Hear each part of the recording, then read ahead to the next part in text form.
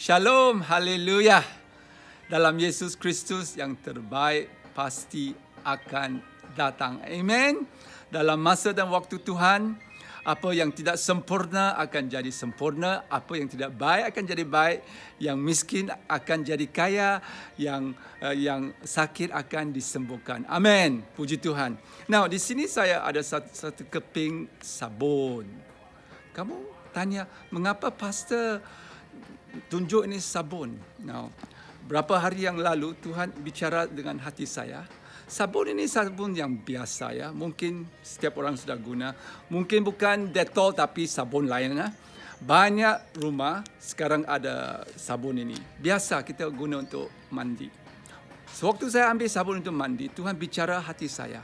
Sabun ini biasa tapi boleh binasakan virus COVID. Wow. Ini satu benda yang biasa, murah, setiap orang pakai, dan ini boleh hancur, musnahkan, bunuh virus COVID. Wow, luar biasa.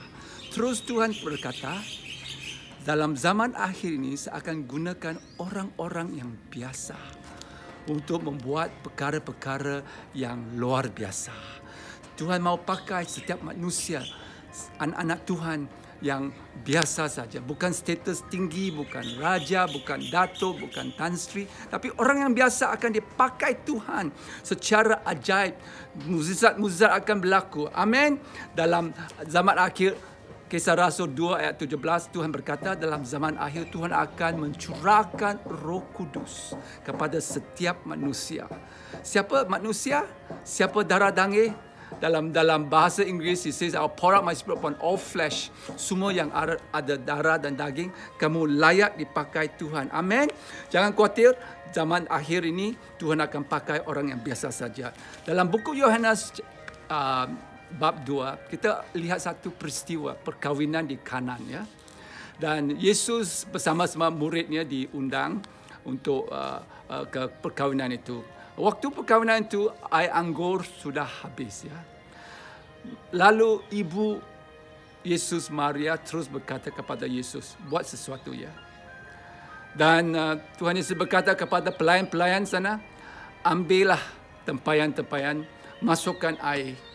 Lalu mereka membuat apa yang dikata oleh Tuhan Yesus. Mereka taat kepada apa yang dikata Yesus. Dan lalu Tuhan Yesus buat satu mukjizat yang luar biasa. Menukar air menjadi air anggur. Wow, luar biasa. Air jadi air anggur. Wow. Dan itu yang terbaik sekali disiapkan untuk yang terakhir. Now, perkara yang kita mau belajar dari sini ialah ini satu peristiwa profetik untuk zaman kita. Saya rasa Tuhan akan pakai orang yang biasa seperti tempayan. Ada 6 tempayan dipakai. Tempayan itu itu dipakai untuk buat air dan tetamu yang datang cuci tangan dan cuci kaki. Pelayan-pelayan ini, pembantu rumah ini, pekerja ini orang biasa. Tapi Tuhan Yesus pakai mereka dalam mukjizat menukar air menjadi air anggur. Wah, luar biasa. Itu satu peristiwa profetik untuk zaman kita ya. Tuhan akan pakai setiap saudara-saudari yang dikasihi Tuhan. Okey, baik. Mari kita lihat. Saya mau kongsikan pagi ini bagaimana meningkatkan satu tahap yang baru. Bagaimana mendapat urapan yang baru, urapan yang lebih lagi. 2 portion, double portion, 2 porsi ya. Biar kita lihat Alkitab. Saya akan baca dari Alkitab versi Borneo ya. Yosua 1. Yosua 1 ayat 1 dan 2. Setelah kematian Musa, hamba Tuhan itu, Tuhan berfirman kepada Yosua anak Nun, penolong Musa, hambaku kau dan seluruh bangsa ini menyeberangi sungai Yordan untuk menuju negeri yang kukurniakan kepada mereka, iaitu kepada orang Israel. Nah, Tuhan sudah berikan satu perjanjian yang luar biasa. Setiap orang Yahudi akan masuk ke tanah perjanjian, Kanan, Promised Land. Okay? Tuhan berkata kepada Yesus, sekarang ada 2 generasi. Generasi Musa. Musa sudah mati ya. Ada generasi baru, Yosua. Saya rasa kita masuk ke satu generasi baru. generasi Yosua. Dan terus Tuhan berkata menyeberangi, crossover. Kita harus menyeberangi ke satu tahap yang baru. Dan saya akan berikan 3 poin bagaimana kita menyeberangi ke satu tahap yang baru. Alright, dalam ayat 8 Tuhan berkata kepada Yosua, kitab suci Taurat tidak akan lengkang dari mulutmu, tapi hendak engkau merenungkan siang dan malam, dan supaya engkau berhati-hati melakukan segala yang tertulis dalamnya. Dengan demikian perjalananmu akan beruntung dan engkau akan berjaya. Nah, Tuhan berikan satu syarat, satu kondisi, satu perkara untuk Yeshua dan orang mereka mengikuti. Mereka mesti merenungkan firman Tuhan. Now, merenungkan sini dalam bahasa Inggeris, you shall meditate on the word of God day and night. Siang dan malam merenungkan. Merenungkan bukan secara fikiran saja. Dalam bahasa Ibrani yang asal tu, merenungkan itu harga. Harga bererti mengucap dengan mulut, mengistiharkan. Kata-kata mesti dikeluar dari mulut. Ini bermakna setiap perjanjian firman Tuhan, kita mesti merenung dengan cara mengucapkan, mengistiharkan. Seperti doa, kata-kata dari mulut mesti keluar. Nah, itu penting. Kamu dapat sesuatu, kamu mesti ada masa untuk belajar, merenung dan mengistiharkan, deklarasikan firman Tuhan dalam hidupnya. Apakah buahnya? Hasilnya, kamu akan berjaya, kamu akan sukses. Segala yang kamu buat akan diberkati Tuhan. Amin. Firman Tuhan itu paling diberkati Tuhan, akan diurapi Tuhan. Apa yang tertulis akan menjadi hidup. Satu perjanjian Tuhan, satu firman Tuhan akan memberikan kamu terobosan, akan memberikan kamu mujizat, akan memberikan berkat yang luar biasa. Kamu mesti ada masa untuk merenung firman Tuhan. Kalau kamu ada masalah keuangan, carilah firman Tuhan yang mengenai keuangan dan terus doa, terus istiharkan. Saya adalah kepala dan bukan ekor. Saya akan diberkati Tuhan. Di kampung diberkati, di kota diberkati, di KL diberkati, di Indonesia diberkati, di Sabah diberkati. Setiap tempat kamu pergi, kamu diberkati. Kamu istiharkan dengan mulut. Itu penting ya. Hidup dan mati adalah di mulut kita. Juga sukses dan gagal juga di mulut kita, ya. Terobosan di mulut kita, mukjizat di mulut kita. Alright. So poin pertama, kamu mesti renungkan. Kamu berkata, saya urapi Tuhan. Tuhan dalam zaman akhir akan mencurahkan Roh Kudus. Saya akan dapat double portion. Saya akan dapat 2 porsi dalam urapan ini. Alright. Yang kedua, poin yang kedua, Tuhan Yesus berkata kepada Yesua, kuduskan, sucikan hidup kamu, kerana esok Tuhan akan melakukan perkara-perkara ajaib. Yosua 3 ayat 5 ya. Sucikan, kuduskan dirimu. Mengapa? Kerana esok Tuhan akan melakukan perkara-perkara yang ajaib. Siapa mahu dipakai Tuhan untuk melakukan perkara-perkara yang ajaib? Siapa bisa ingin dipakai Tuhan supaya melihat terobosan, kesembuhan, perkara-perkara yang ajaib? Siapa perlu terobosan keuangan? Siapa perlu promosi? Alright? Kamu akan melihat perkara yang ajaib. Tapi ada kondisi di sini. Kondisi kamu kuduskan, sucikan. Apa makna kuduskan atau sucikan? Itu bermakna kita serah hidup kita 100% kepada Tuhan Yesus. Kita jalan dengan suci, tiada dosa. Kalau ada dosa, kamu bertobat, kamu jalan kebenaran Tuhan, kamu jalan mengikut firman Tuhan, kamu orang yang ada integrasi, kamu orang yang jujur, kamu orang yang rendah hati, kamu dipakai Tuhan, kamu mengikut segala yang ditulis oleh firman Tuhan. Kamu sucikan, serahkan segala hidup kita, talenta kita, karunia, segala yang ada, masa kita kuduskan. Kita dipakai Tuhan 100%. Kita dimilik Tuhan 100%. Kita tidak diguna oleh orang di duniawi, tapi kita dipakai Tuhan di syurgawi. Amin. So, kuduskan, sucikan dan siap sedia supaya dipakai Tuhan dengan luar biasa. Poin yang ketiga saya mau kongsikan. Poin pertama, renungkan firman Tuhan. Poin yang kedua, kuduskan, sucikan dirimu. Dan poin ketiga, Ibrani 11 ayat 6. Cari Tuhan. Tuhan kata dalam firman Ibrani 11 ayat 6, Dia akan memberi upah kepada mereka yang mencari Tuhan dengan bersungguh-sungguh. Nah, ini rahsia saya ya. Saya sudah hampir 40 tahun jadi Kristian. Saya sudah melayani Tuhan 33 tahun dalam sepenuh masa ya. Yang rahsia saya senang saja. Rahsia saya mudah saja. Ini ayat. Cari Tuhan.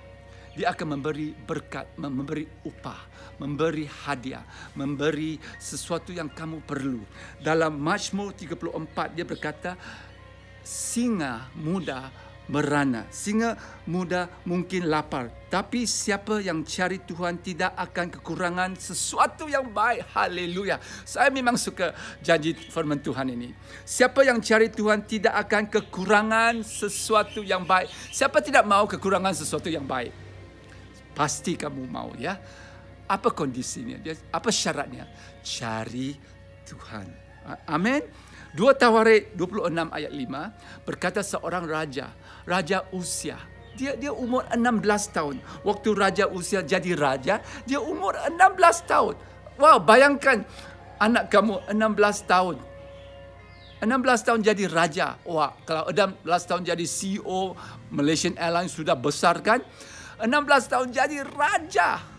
Muda, tiada hikmat, tiada pengalaman, tiada banyak perkara. Tapi ada sesuatu yang bagus untuk Raja Uzia. Dia berkata, dia terus mencari Tuhan.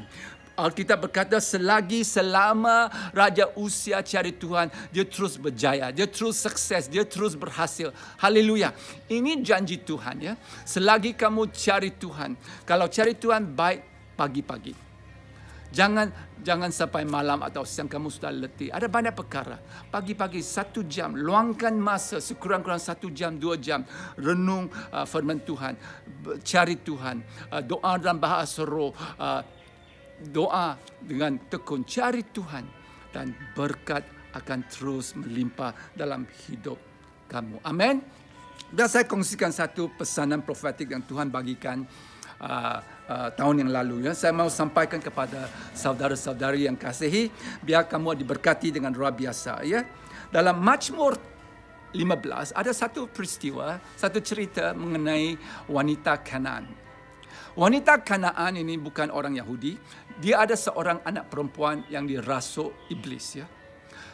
Anak perempuan ini banyak menderita kerana dirasuk iblis. Lalu ibu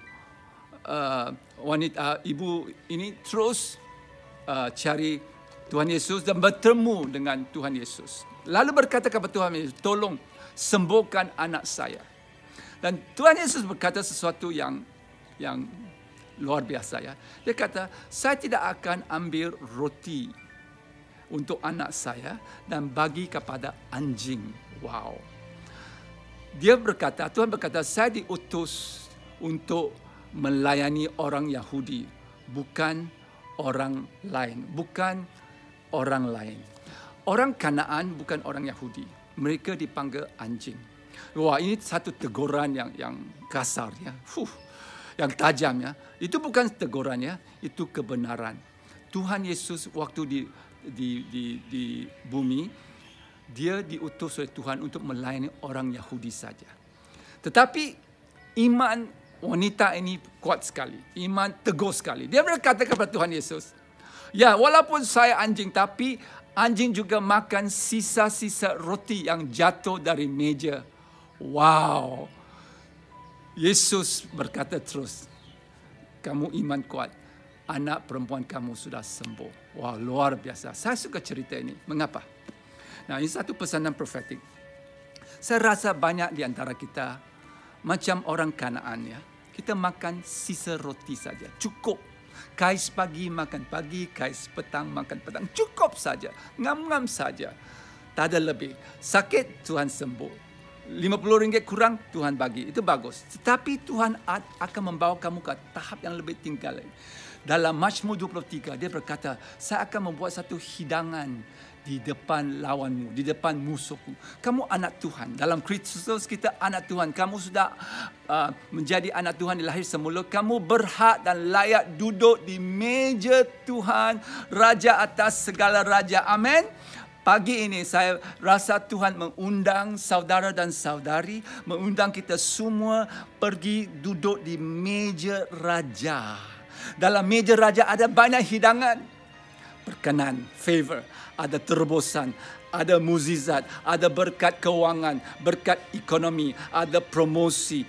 Apa yang segala kamu perlu ada di atas meja. Makan saja. Kamu tidak patut jadi anjing tunggu sisa roti ya. Di hidangan meja Tuhan, di hidangan meja Raja ada berapa segala yang kamu perlu. Beasiswa untuk anak kamu. Segala yang kamu doa, Tuhan akan kurniakan dalam haleluya. Segala kerinduan hati Tuhan akan bagi kamu. Amin. Dan Mazmur 23 ayat 5 berkata, dia urapi kepala kamu. Haleluya. Tuhan mau urapi kamu pagi ini dengan double portion, dengan porsi 2 porsi ya. Tuhan mau mengurapi kamu. Haleluya.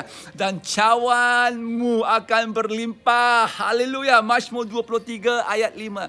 Cawanmu akan melimpah, bukan kurang, bukan cukup, tapi melimpah seperti air terjun. Segala berkat Tuhan yang turun dari syurga atas terus bawa kita dan terus pergi bawah. Setiap yang mendekati, setiap keluarga, setiap rakan, setiap gereja, mana-mana kamu pergi, kamu akan menyegarkan orang. Kamu akan menjadi berkat. Bukan saja diberkati, menjadi berkat. Sebab kamu, hidup kamu berlimpah.